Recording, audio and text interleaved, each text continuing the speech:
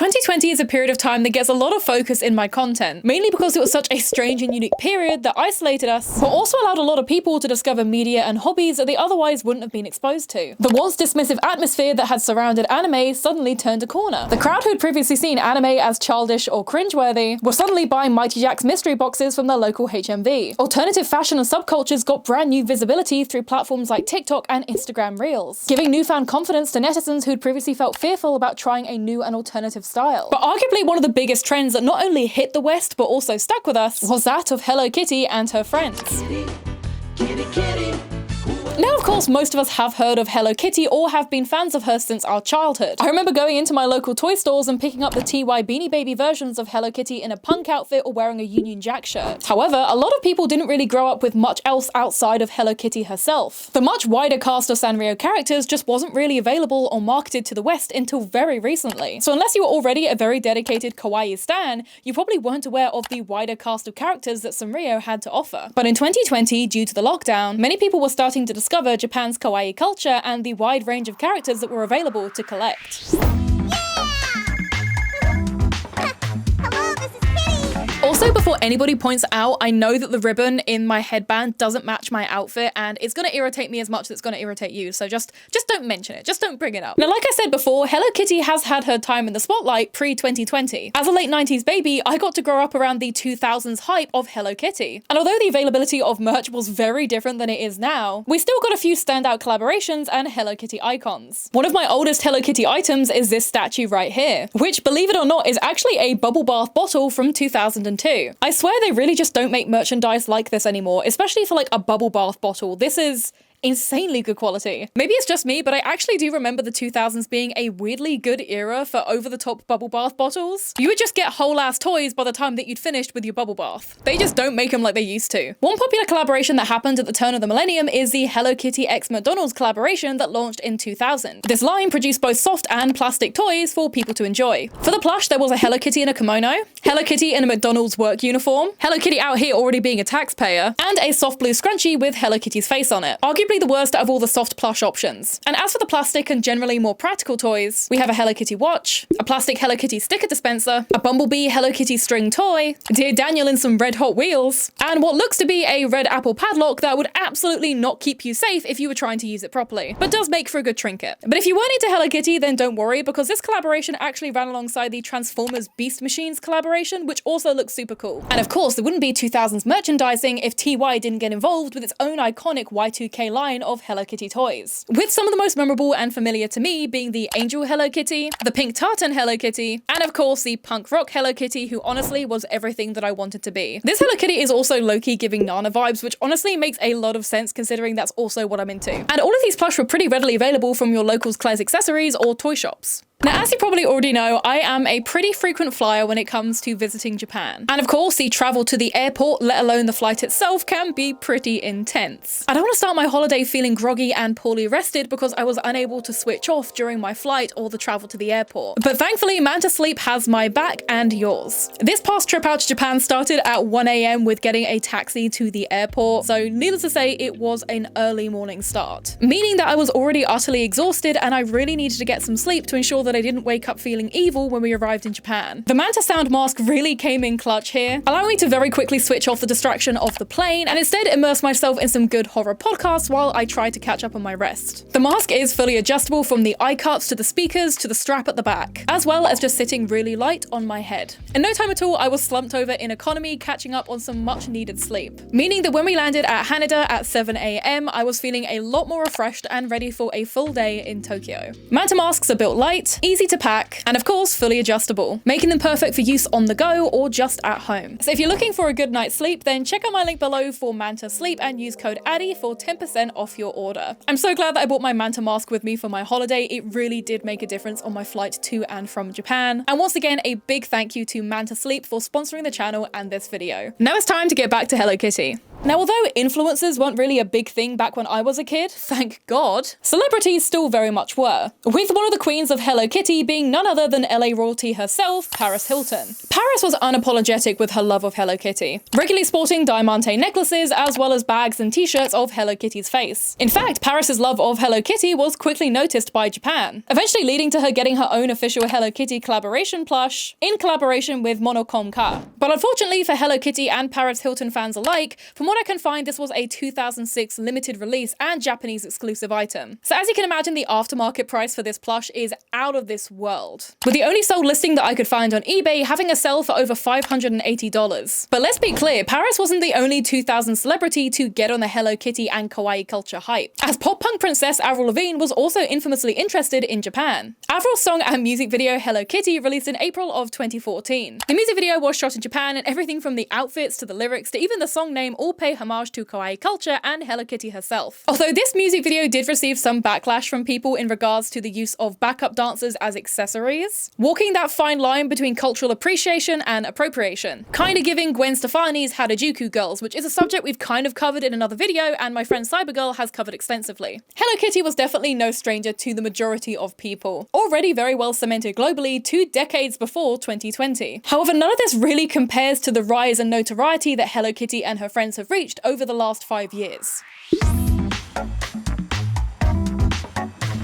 Like I said before, 2020 was this new era of experimentation and self-expression off the back of global unease. People were quite literally stuck inside with minimal companionship and socialization. For a lot of people, they felt nostalgia for the freedom and carefree times that they'd had years prior. And somehow this led people to look backwards towards Hello Kitty and Sanrio's other cast of cute characters. Suddenly, people were discovering characters like Pom Pom Pudding, Keroppi, Choco Cat, Batsmaru, and Kuromi. Creators like myself were making videos on the more obscure Sanrio characters that rarely ever got merchandise or notoriety outside of Japan. Characters like Maron Cream, Berry and Cherry, Big Challenges, Sugar Bunnies, and many others. People were quickly labeling themselves under what Sanrio character was their favorite. Were you a Hello Kitty girly or a My Melody girly? Were you a Batsmaru boy or were you a Keroppi kind of kid? And of course, whenever an outfit check occurred that featured one person in dark clothing and one person in pastels, you knew that the My Melody and Kuromi comparisons were not far behind. And for many younger social media users, this probably was their first exposure to the brand and characters as a whole. This sudden explosion of Sanrio awareness led to many popular trends, makeup looks, fashion, and the inflated demand for merchandise. Many people were rushing to places like Vinted and Depop to list their childhood Hello Kitty t-shirt as this cute core retro Y2K baby tee marketed for adult women, and priced outrageously, I may add, often going for at least $50 and up. But unlike a lot of trends from 2020, the Sanrio hype never really cooled down. In fact, the company very quickly acted on this uptake, appointing their youngest ever CEO, Tomokuni Tsuji. At just 31 years old, Tsuji pushed to improve their branding on social media ASAP, with the official Hello Kitty TikTok account posting their first video in May of 2020. The official Kuromi Projects account went live in 2021. The official Kogumune account also went live in 2021 too. The Cinema Roll account in 2023, and the Pom Pom Pudding account in 2024. Not to mention the multitude of other Sanrio TikTok character pages that were there to reach out to their dedicated fans, some of which are currently exclusively only in Japanese. It was almost like Pandora's box had been opened and a whole brand new mainstream market came pouring out. It was not only socially acceptable to like Hello Kitty and friends as a grown adult, but in fact it was kind of encouraged and very quickly catered to. In the last 5 years, we've seen an insane amount of Sanrio collaborations and merchandise become available globally. There's been fashion brand collaborations with big names such as Lazy Oaf, Bershka, Udi, Forever 21, and even major high street retailer Primark. We've had official gaming collabs with the likes of Animal Crossing New Horizons, Roblox and Razer, Autiful Gaming Chairs, the latest Minecraft DLC, and even the recent release of the Hello Kitty Island Adventure game on PC and Switch. Plus the abundance of available collectible merchandise such as Funko Pops, Nendroids, blind boxes, plush, even McDonald's toys. It has literally never been easier as somebody in the West to get your hands on Hello Kitty or the abundance of her other popular friends, regardless of whatever budget you come in with. And in fact, even some major high street retailers such as HMV and Miniso have massively benefited from this renewed interest in kawaii culture and Sanrio, with Miniso having a year-on-year growth of over 80% in the UK and Europe since 2023. But of course, it's not just the availability of merchandise that's kept Sanrio growing year on year, because the brand has also made great efforts to expand on not only the characters, but also the overall universe and media available. Sanrio uploads weekly episodes of Hello Kitty and Friends Adventures onto YouTube. It created the Gudetama animated Netflix series, which was not only really popular, but also really visually captivating. And it's now got a My Melody and Kuromi animated series set to release this year in the same style as the Gudetama animation. According to M&G-investments.com, Sanrio's stock price has gone up by 5.5 between the years of 2020 to 2024. And on the website Statista, it states that in the 2023 fiscal year, Sanrio generated net sales amounting to almost 100 billion Japanese yen. And to be honest, I'm not at all surprised. Hello Kitty and Friends play perfectly on nostalgia whilst not being stuck just looking at the past. Because with good brand direction and also the popularity since 2020, she can also look and grow towards the future.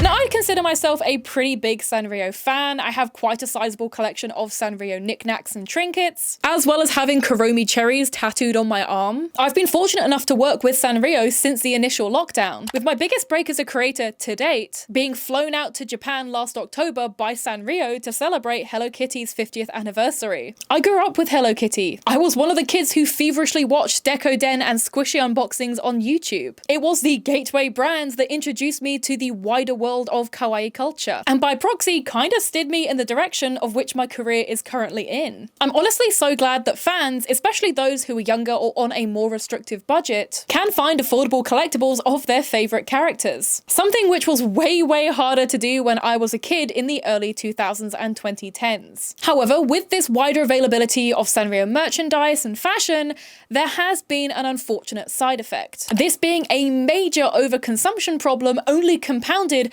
by the reach and notoriety on social media. Now, let's be painfully clear, I'm not here to criticize too harshly because I myself am an overzealous collector. I would be lying if I said I wasn't guilty of getting swept away when it came to a good bargain or getting really into a franchise that I want to buy into. It'd be incredibly hypocritical for me to say that collecting is inherently negative or that you're not allowed to make a dumb purchase once in a while. But I'm concerned that people are not necessarily buying items out of a love of the fandom or wanting to collect things in all their sincerity, but more because there is a social pressure and status through perceived ownership. A little bit like my video on trinkets and Labubus, people are just kind of buying them because that's the thing that's in vogue right now. I wonder if some people are going a little bit overboard because of how accessible and affordable so much of the merchandise is, with the license at times also being given to fast fashion brands that are notorious for their unethical business practices. Don't get me wrong, I appreciate a Hello Kitty suitcase. I own the Hello Kitty suitcase. But why do we need an IP collaboration for every single purchasable item within the Primark store? Like, past a point, it just gets a little bit obnoxious. And with certain collaborations and merchandise, people will drive up the artificial value in order to make profit from reselling. We've seen this with stores like TJ Maxx and Marshalls in America are getting into physical and verbal altercations all over a $20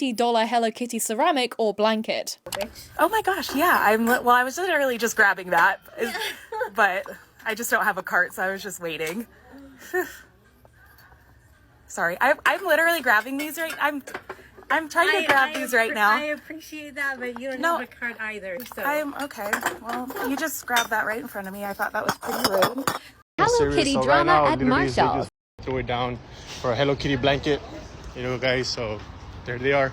And if they're not fighting or throwing insults at each other, they're hiding the items in order to collect them later. Sometimes hiding the full item inside other pieces of furniture or fabric, or in some cases hiding only part of the item in order to stop other people from wanting to buy it, but also hoping to get a discount when they come back to purchase it later on. Bro, who stole all the heads? Like, bro, nah, they hid them shits. They hid them. They saw that girl's TikTok and they hid them shits so they could get a discount. That's the new tactic at home, guys. The girlies are just hiding the lids in canisters so nobody else can buy them. He thought I was crazy for searching around, and look at this. Look at this. Yeah. This is. I wasn't crazy. No. This is hiding stuff. This is crazy. What in the actual? At least this one got the head on it. I wonder if this is the one from this morning. I'm gonna leave it there in case that was somebody's stash. Not to mention that some people, from my objective outsider perspective, are absolutely over shopping for items that they don't need, or at the bare minimum don't need replacing so often. Girlies, I hate to tell you this, especially as a pajama girly myself, but you don't need 10 different sets of pajamas with Hello Kitty on it. You don't need multiple child-sized blankets that barely fit over your marital bed just because it has a couple of Sanrio characters on it. I 100% understand wanting to own things because they bring you joy or make you happy, but the way a lot of people have been shopping feels out of compulsion rather than decision. Things that will bring momentary joy but will often be resold, donated, or gifted to a family member within a short span of a couple weeks. It's easy to be swept up in the capitalistic rush of an affordable treat, especially when it's got a pink bow and makes the horrors of everyday life go down that much easier. But with how much merch for Sanrio already exists and how much can be found on secondhand platforms like Vinted, Depop, and eBay, it may be time to pump the brakes and ask yourself if you really want the plushie or if you just like the social media content that sells it to you. The Sanrio Gold Rush is showing no signs of slowing down, especially as this year it's the 50th anniversary of My Melody and the 20th anniversary of Kuromi. Figure manufacturer Good Smile Company have already released previews for a Miku x Kuromi collaborative figure. This coming off the back of the already successful Cinnamoroll Miku line of figurines. We'll undoubtedly be bombarded with limited edition Pop Funkos, $90 to $100 Loungefly bags, and pretty much anything else that you can think of that leaves room for Sanrio branding. Now, I may sound bitter, and I'm really not. I'm genuinely glad that Sanrio has grown so much and that so many people are starting to love Sanrio the way that I loved it for many years. I feel like it has massively helped the wider awareness of the kawaii community and J fashion as a whole. Like I said before, it's a gateway brand for a lot of people. It's opened the door for adult women to enjoy cute and whimsical things without the judgment or stigma of being seen as childish or immature. But like with any good thing, we just need to be mindful of how we're consuming it and its value to us long term. Because Sanrio is not going anywhere. Hello Kitty and her friends aren't going anywhere. So absolutely have fun and get collecting, but don't feel like you have to buy everything all at once, because chances are it's going to be available later on too. But as always, let me know down below, what do you think of Sanrio and the rise of Hello Kitty and friends? Did you know about Hello Kitty and many of the other Sanrio characters before 2020, or were you somebody that really came across and started to love them because of 2020? What is the oldest piece of Hello Kitty or Sanrio merchandise that you own? Can you beat my 2002 bubble bath bottle? Although I'm going to disqualify you if you put vintage goods and you were not around at the time that that item was made. I'm talking about items specifically from your childhood that you bought when you were actually like sentient and alive and able to enjoy them. And of course, let me know down below, who is your favorite Sanrio character, and can you guess who mine is? This might look like it's a bit of a giveaway, but it actually isn't. You're not going to guess it very easily. When it comes to Sanrio, I am admittedly a bit of a fangirl, but more so in a way that it brings me genuine